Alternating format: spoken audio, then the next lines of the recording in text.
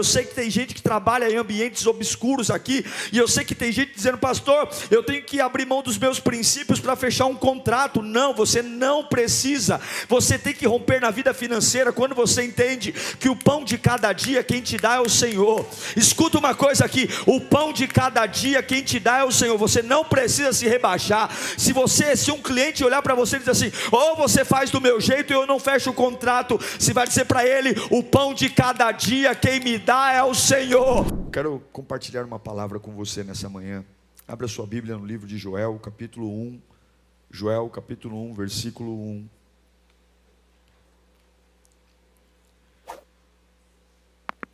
Eu acredito que Deus nos fez para sermos prósperos.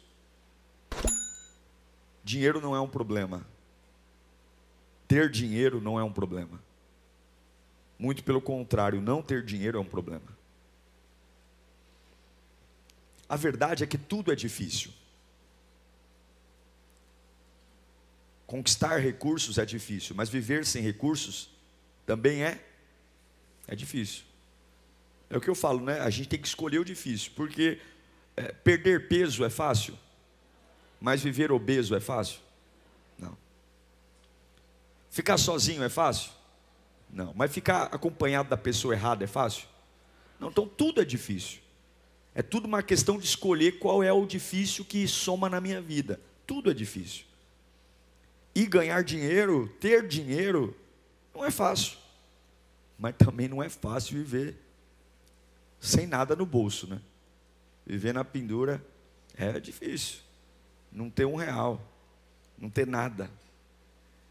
E eu acredito aqui, essa mensagem que vou pregar, presta atenção, ela não vale para quem é preguiçoso, para quem é vagabundo, desculpa a expressão, porque aí não adianta a gente jogar para o espiritual, entendeu?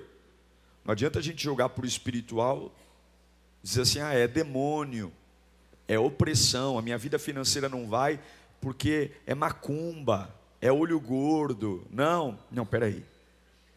Tem muita vida financeira que não vai por macumba, demônio, mas eu só posso medir se a minha vida financeira vai ou não se eu trabalho.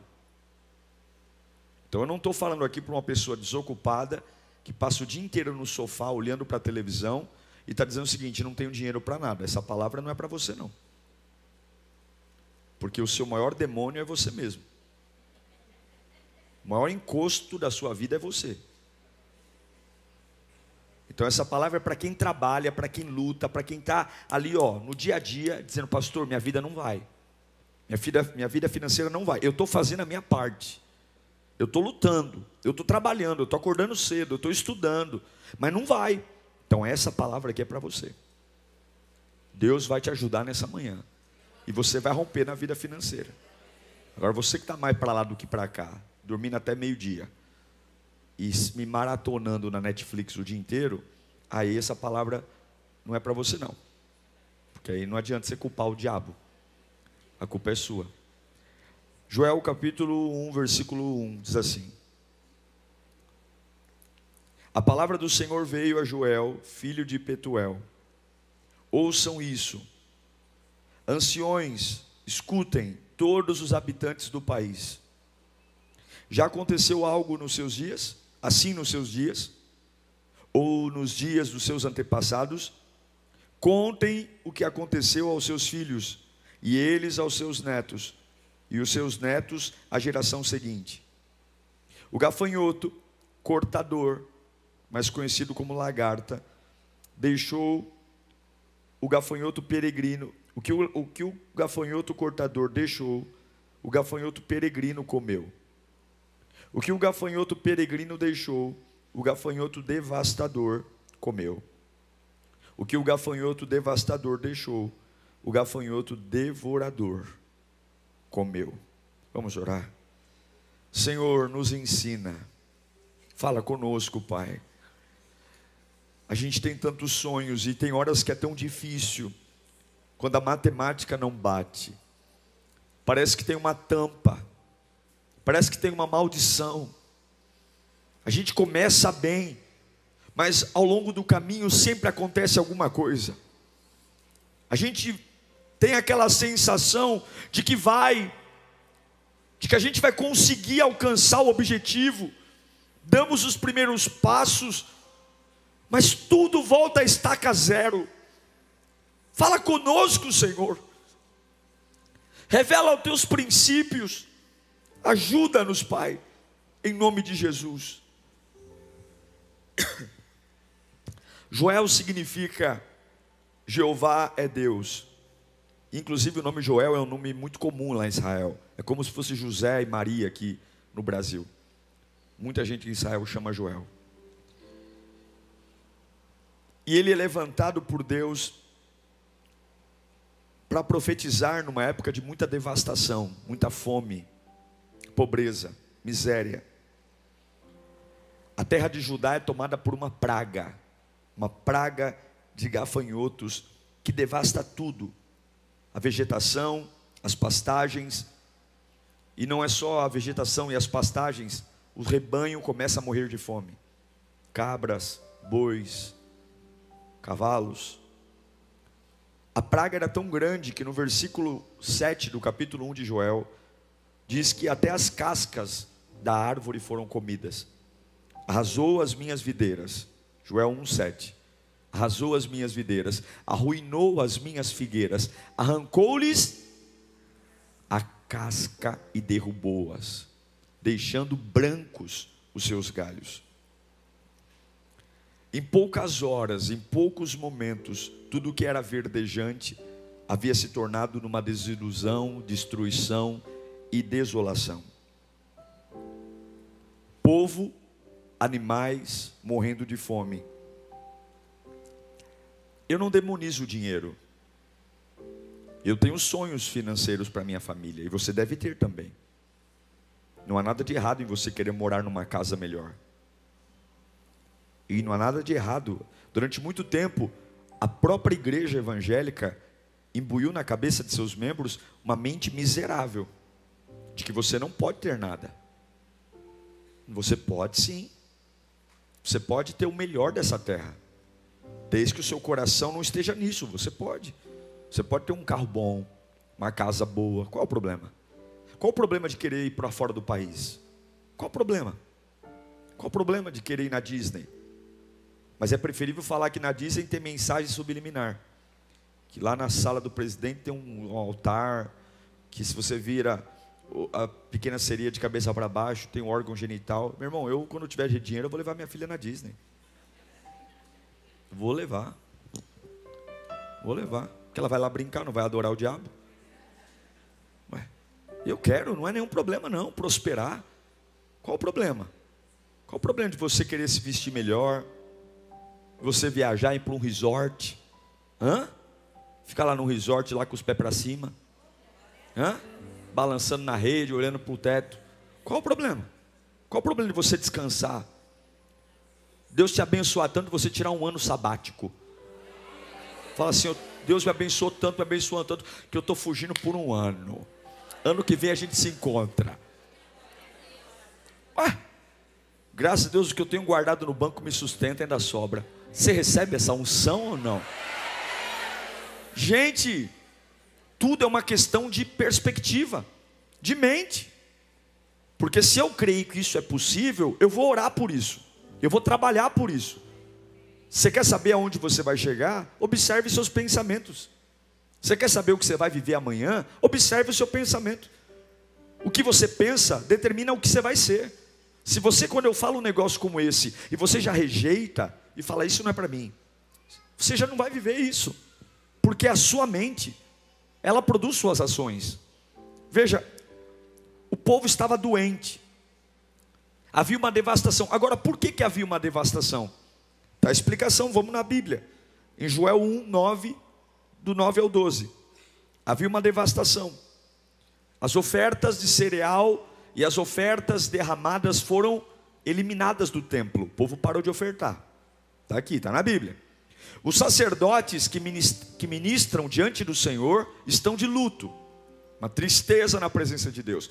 Os campos estão arruinados, a terra está seca, o trigo destruído, o vinho novo acabou, o azeite está em falta. Olha a desgraça.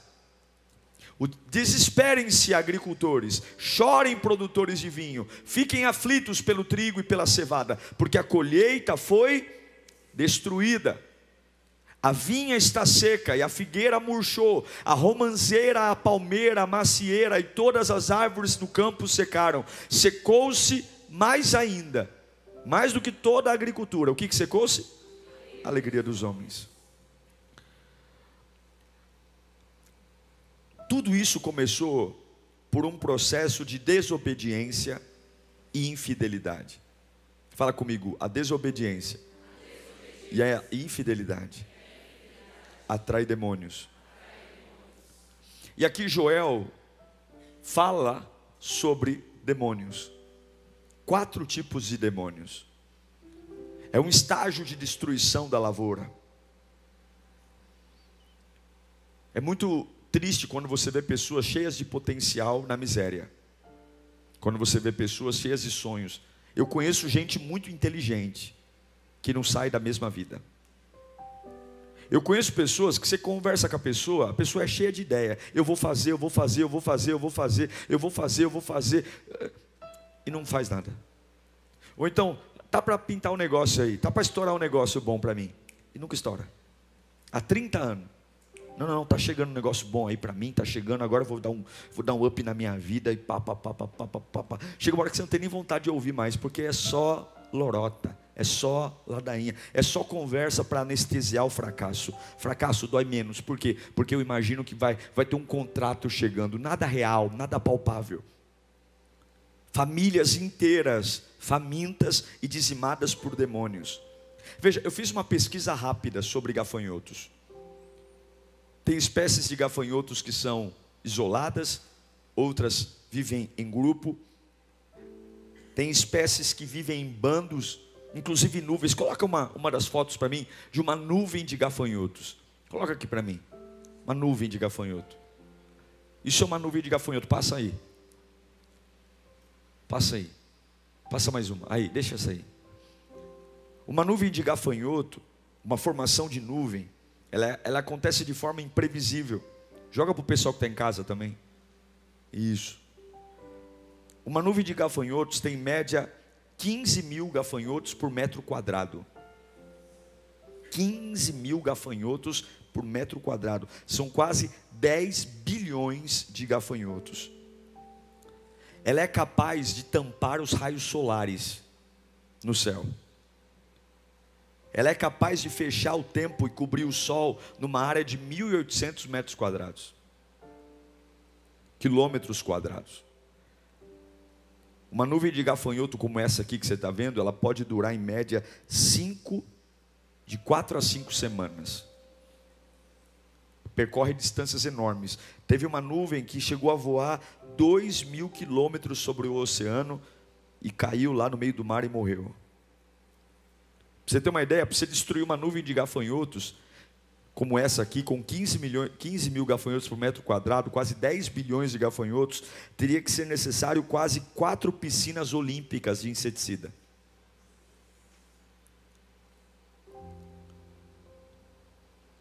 Eles têm um apetite tão grande, que eles perdem o senso da própria sobrevivência. Eles comem o próprio peso e simplesmente não temem em nada e ninguém. Deus usa, presta atenção, Deus usa a figura desse inseto terrível para mostrar o perigo da desobediência, o perigo da infidelidade. Veja, eu não estou falando aqui de dinheiro, estou falando de coração.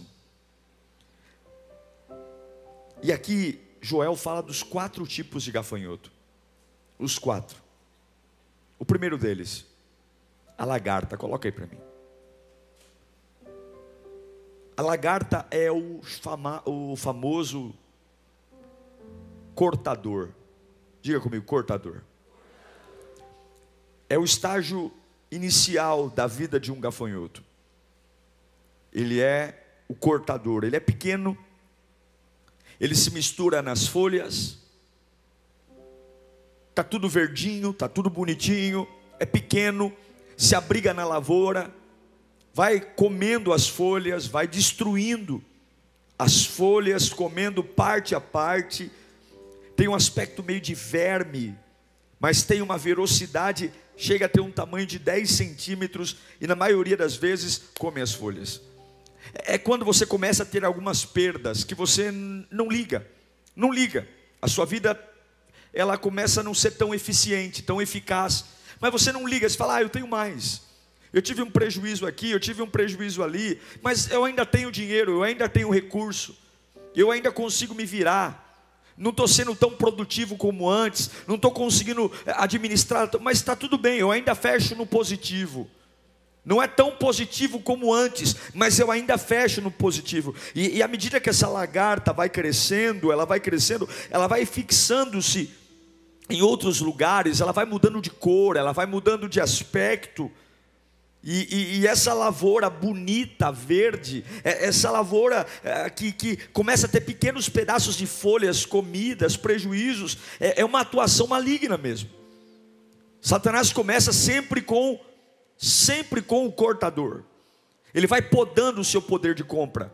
De repente você não consegue mais ser eficiente. Termina o mês e você não consegue pagar suas contas. Ele vai podando o seu limite. Isso não é só na parte financeira, é no cansaço, é na criatividade. Antigamente você era produtivo o dia inteiro. Hoje dá 4 horas da tarde, você já quer fechar o computador e ir para casa.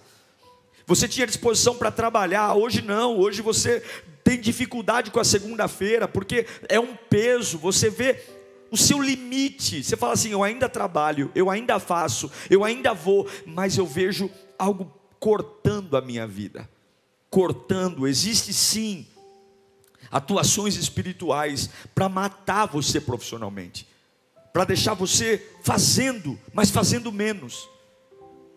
Tem uma beleza ainda que te distrai, mas essa beleza, ela vai sendo minguada. É quando você olha para si mesmo e diz assim, tá bom, eu não tenho mais ambição nenhuma, eu não tenho mais sonho nenhum. Esse é o cortador. É aquele que traz um espírito de desânimo, confusão.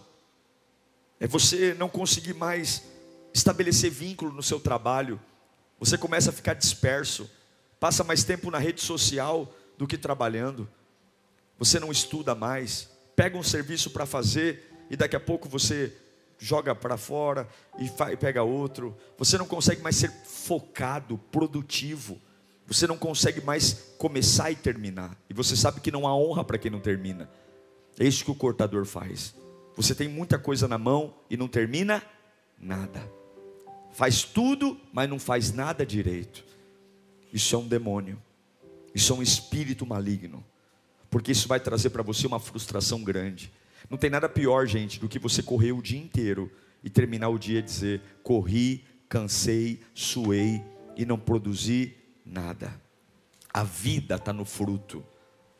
Como é gostoso quando você chega em casa cansado, suado, fedido, todo arrebentado, mas fala, que dia poderoso. É gostoso ou não é?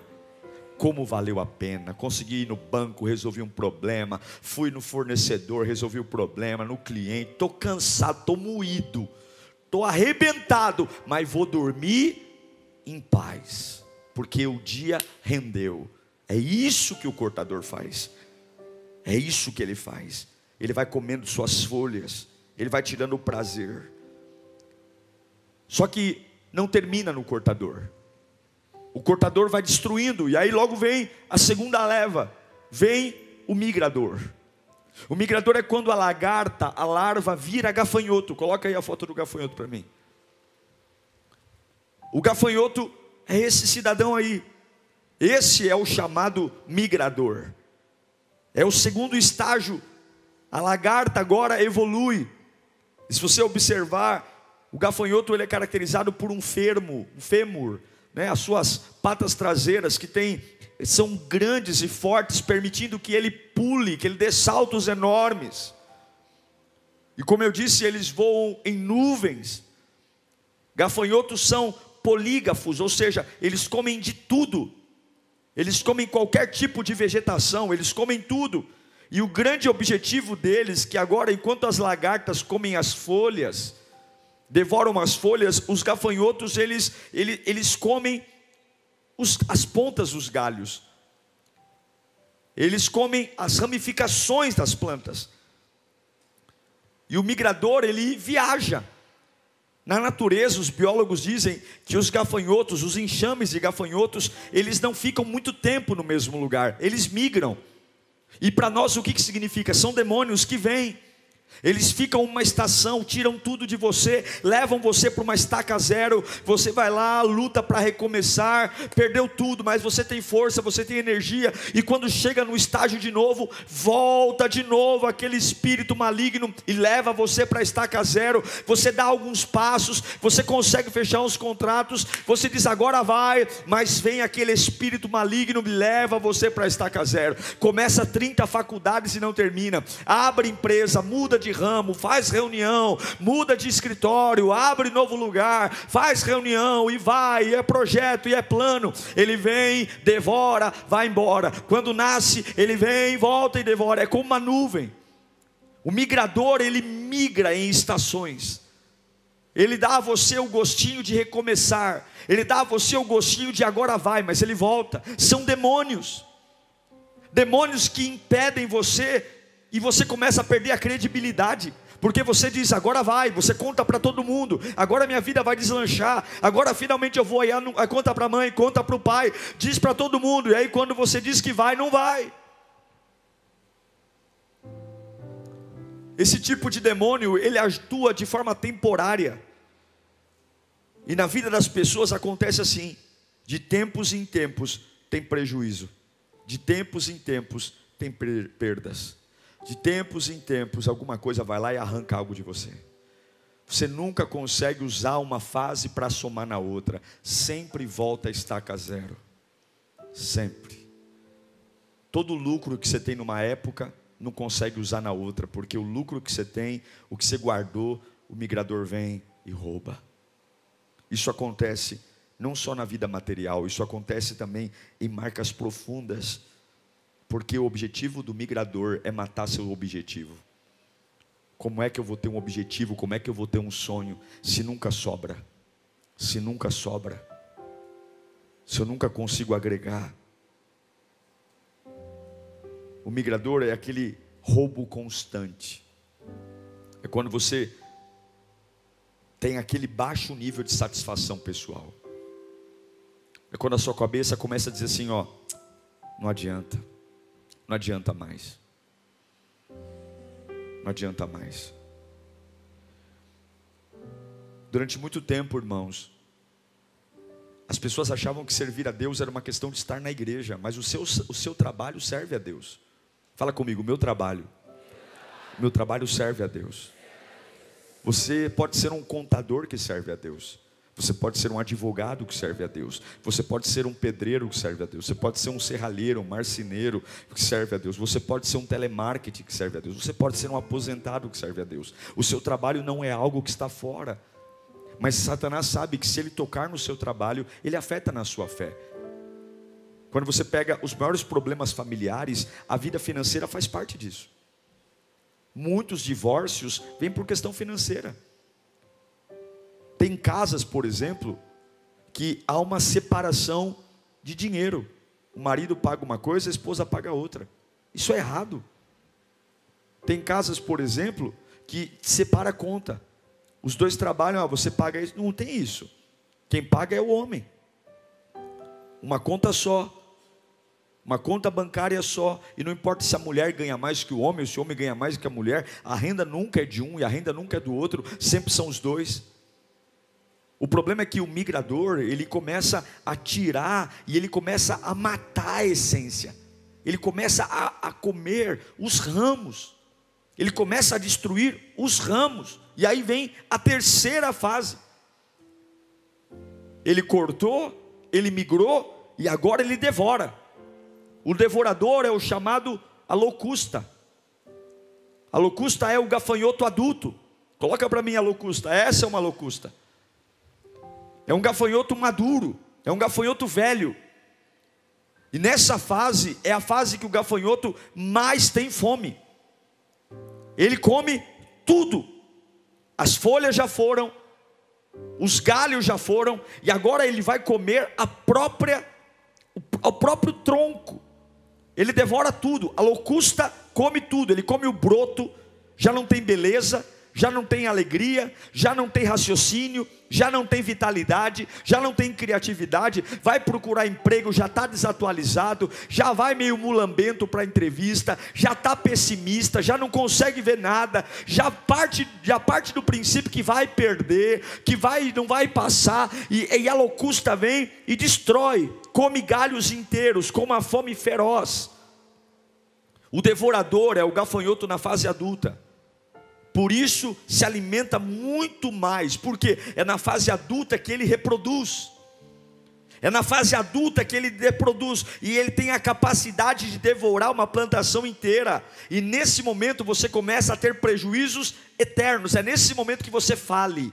É nesse momento que você é mandado embora da empresa por justa causa. É nesse momento que você tem que pegar um atestado médico e sair. É nesse momento que você não tem coragem de colocar o bumbum na cadeira para ser produtivo. É nesse momento que o Satanás começa a soprar no seu ouvido: pega licença, pega licença. Tem muita gente que precisa ficar de licença, mas infelizmente, eu estava lendo uma matéria esses dias, que nos Estados Unidos, por conta da pandemia, uma das grandes crises, eu não sei no Brasil se está acontecendo, eu não li no Brasil ainda, mas tem muita gente nos Estados Unidos que não quer voltar a trabalhar.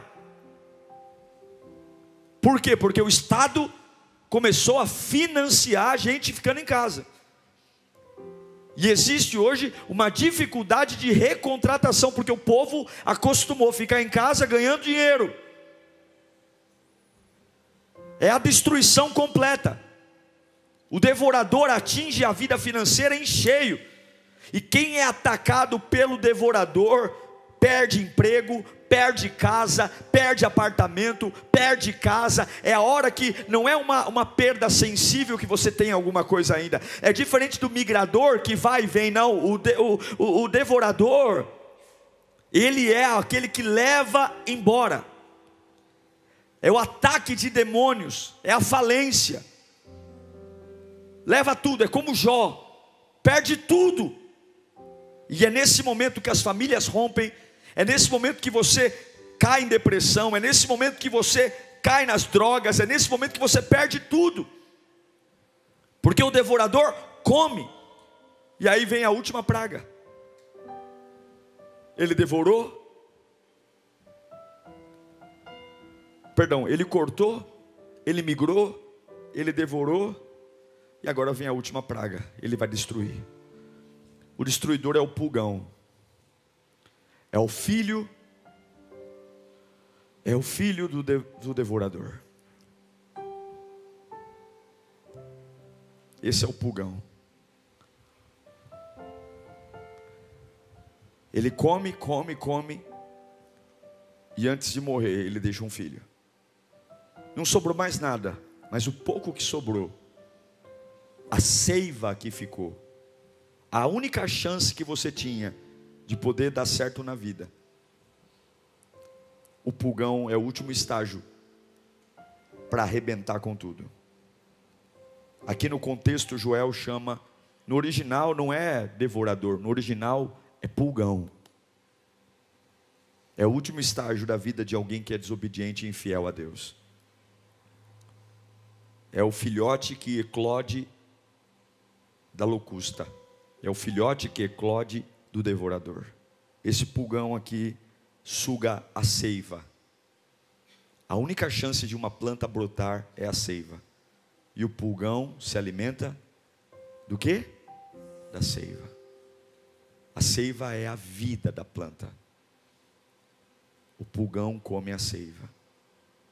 Nessa fase o agricultor já não tem mais o que fazer, porque não há broto.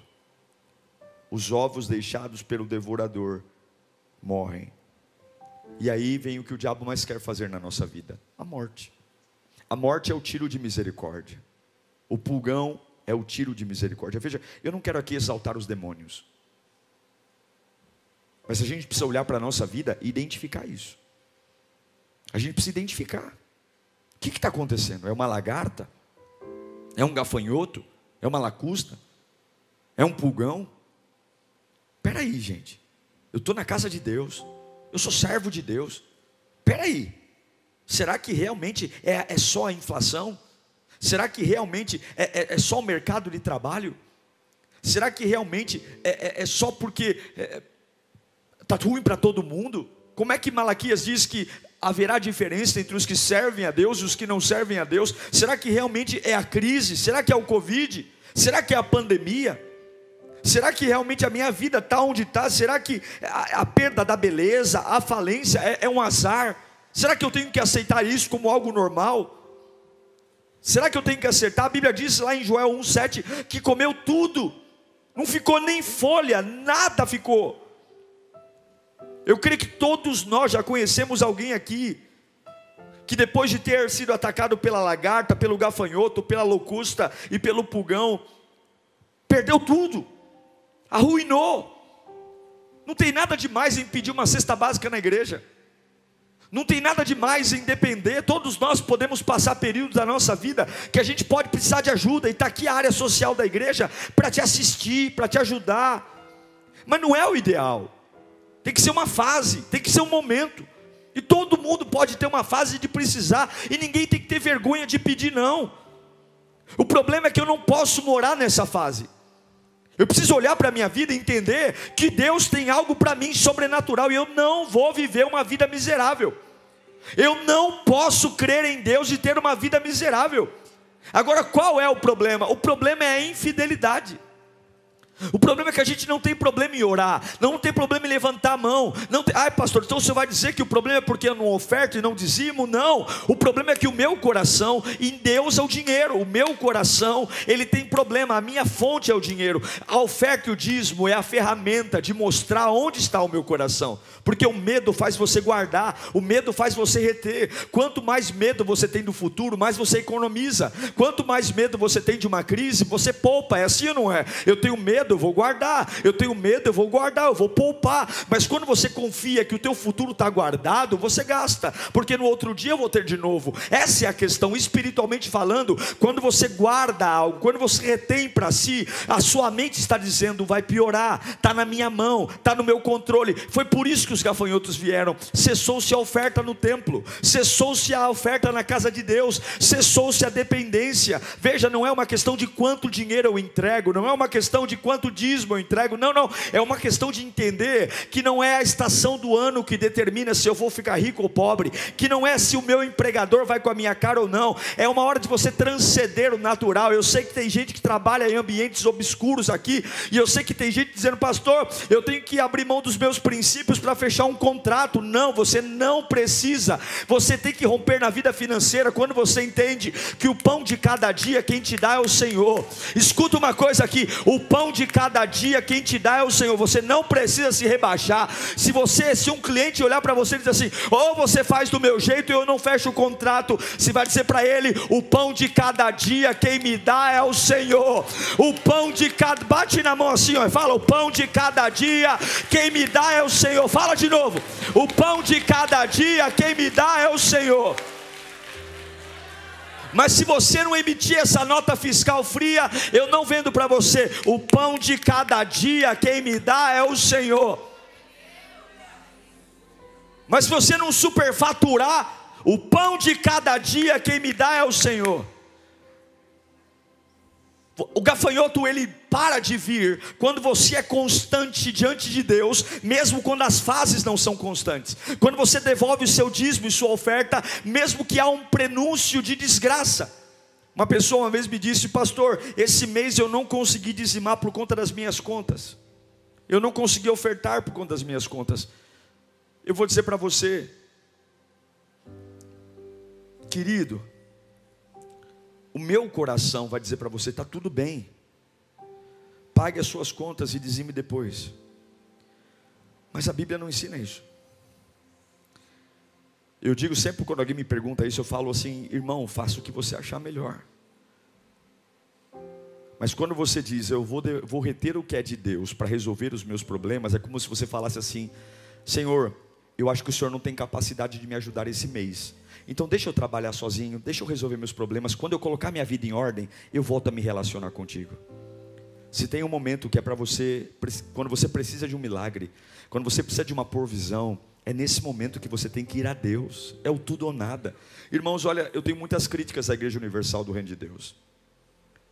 Eu acho que em alguns momentos sim existe um exagero. Mas algumas vezes eu entendo a questão do tudo ou nada. Algumas vezes eu entendo a questão de você desafiar a fé.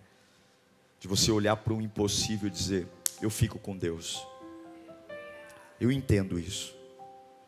E é por isso que se você for numa igreja universal, não estou falando para você sair dali e ir para lá não. Isso acontece aqui também. Mas se você for numa igreja universal, você vai ver muita gente abençoada lá. Muita gente abençoada. Muita gente. Porque é assim. É o tudo ou nada. Ou eu fico com o meu medo, ou eu fico com a minha fé. Ou eu fico com o meu medo, ou eu fico com a minha fé. Porque se você ficar com o seu medo, o desespero vai vir. Se você ficar com o seu medo, a murmuração, a ingratidão, os gafanhotos vão arrebentar você. A insolência contra Deus, o desespero, a apostasia. Agora escute, tem 3 princípios que eu quero construir na sua mente hoje aqui. Como é que eu rompo na vida financeira? Escuta, repete comigo, eu não sou o que eu penso que sou. Fala de novo, eu não sou quem eu penso que sou. Quem você pensa que é muito limitado. Quem você pensa que é, tem o que tua mãe disse, o que teu pai disse, o que o mercado de trabalho disse. Quem você pensa que é, fala sobre o bairro que você mora, fala sobre a faculdade que você estudou, fala sobre a rua que você vive. Quem você pensa que é um monte de informação. Você é um retalho, você é uma colcha cheia de retalhos com um pedacinho de informações. E eu quero dizer uma coisa, você não pode andar pensando que é o que você pensa que é. Você não é o que você pensa que é. Se eu for o pregador que eu penso que sou, eu estou morto. Se eu for o pastor que penso que sou, eu estou morto. Se eu for o pai que eu penso que sou, eu estou morto. Eu vou viver igual. Você não é o que pensa que é. Fala de novo. Eu não sou o que eu penso que eu sou. Porque tudo que você pensa sobre si é sobre o que aconteceu. Tudo que você pensa sobre você não é sobre o que vai acontecer, mas é sobre o que já aconteceu. É sobre o que já te falaram, é sobre o que você já viu, é sobre o que você já ouviu, é sobre onde você já trabalhou, é sobre onde você já estudou. Tudo que você pensa sobre você está relacionado ao passado. E tudo que Deus tem para você é sobre o futuro. E o que você tem que pensar sobre você, você não viu, você não ouviu, você não pensou. Então você não pode achar que você é ou que você pensa sobre você. A sua leitura sobre você mata o seu potencial. Segunda coisa que você tem que entender para romper. Primeiro, você não é o que você pensa que é. Segundo, você não é o que as pessoas dizem que você é. Você não é. Escuta, você vai entrar numa empresa, você vai ganhar o piso salarial, mas você não é o que o piso salarial diz que você é. Escuta, você vai entrar num ramo onde aquele produto que você está vendendo tem um monte de concorrentes, e eu sei que você tenta adequar o preço à margem, mas você não é a média daqueles que trabalham. Você não é. Você não é. Deus nunca trabalha em coletivo. Deus nunca trabalha com massa, Deus trabalha com indivíduo. Deus conhece teu CPF, Deus conhece teu RG, Deus conhece teu endereço, Deus sabe o teu nome. Deus não trabalha com turma, Deus não trabalha com bando, Deus não trabalha com gangue. Deus trabalha com um homem, é um Abraão, é um Moisés, é um Eliseu, é um Elias, é você. Enquanto você for um grupo, você vai viver vida de grupo. Quando você for o que Deus pensa, e você dizer, eu não sou o que dizem de mim. Ai pastor, eu sei disso. Não sabe. Não sabe porque quando você vê os teus concorrentes fazendo diferente, você coloca em xeque o que Deus tem feito, mandado você fazer. Não sabe porque quando os teus concorrentes fazem diferente, você desacredita do que você tem feito. Você tem feito um bom trabalho, você está no caminho certo, mas porque tem um carro mais veloz que o seu, você já começa a dizer que o motor do teu carro não vale nada. Porque tem alguém ganhando um pouco mais que você, você já pega o teu bom trabalho e joga no lixo. Cuidado com foto de Facebook e Instagram, cuidado. Você está aqui, Deus está te abençoando, você está ganhando razoavelmente bem, está indo viajar, Deus te deu a oportunidade de passar um final de semana em Itanhaém. Mas por que não? Uma bênção. Aí você vê seu concorrente indo para Orlando, para Flórida. Aí você vai dizer, que porcaria. Bom é ele, está lá no resort de Orlando, eu aqui em Itanhaém. Nada contra Itanhaém não, é que é perto. Eu não vou falar Mongaguá, que meu pai tem casa em Mongaguá, por isso que eu não falei Mongaguá. Hã? Eu ia falar Mongaguá, mas meu pai está ali, meu pai tem casa em Mongaguá, então vou falar Itanhaém. Aí você diz, tá vendo? Bom é ele, que vai passar em Orlando, na Flórida, e eu? Não, irmão. Você não é o que os outros pensam que são. Você tem que tomar cuidado com a sua ansiedade. Senão o gafanhoto vai tomar conta. Você vai dizer que Deus é infiel a Deus, que Deus é infiel a você. Porque não julgue a sua vida financeira pelos outros. Você não sabe o que Deus reservou. Você não sabe o teu amanhã. Amanhã essa cadeira de presidente pode ser sua. Amanhã o mundo dá voltas, o mundo gira. Você não pode fazer desse momento atual o momento final, porque você não sabe o próximo capítulo. Deus está dizendo, se você é fiel no pouco, eu te coloco sobre o muito. Você tem que olhar para esse pouco, é Itanhaém, é Mongaguá, é Praia Grande, sei lá, é o quintal da casa, é a laje, está entendendo? Mas você está no caminho certo. Diga, Senhor, obrigado, meu Deus, obrigado, porque eu não sou o que eu penso que sou, e eu não sou o que os outros vivem. Agora, terceiro, você é o que Deus diz que você é. E sabe o que Deus diz que você é? Deus diz que os gafanhotos podem ser vencidos. Fala comigo da forma mais impetuosa que você puder. Os gafanhotos podem ser vencidos. Levanta as duas mãos e grita isso. 1, 2, 3. Os gafanhotos podem ser vencidos. Joel 2:25, coloca para mim. Recebe essa palavra. Levanta a mão para cá. Tem a lagarta, tem o gafanhoto, tem a locusta e tem o pulgão. Eles são demônios, mas a minha Bíblia diz: vou compensá-los pelos anos das colheitas que os gafanhotos destruíram.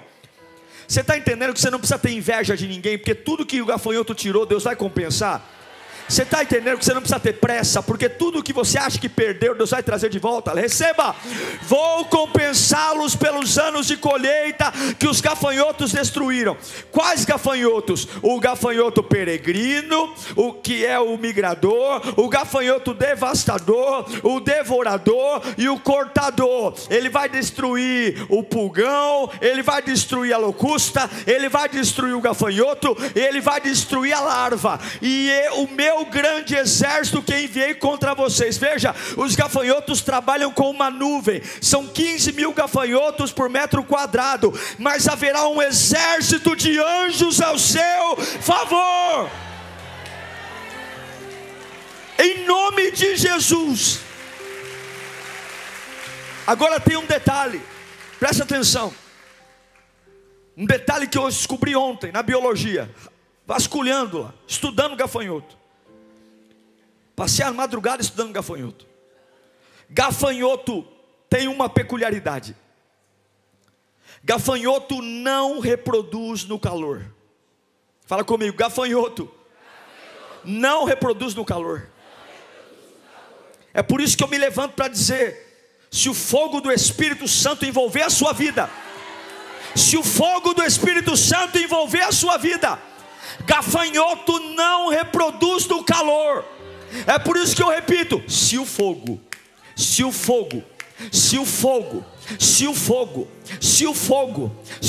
arder na alma, se o fogo queimar em você, gafanhoto não reproduz.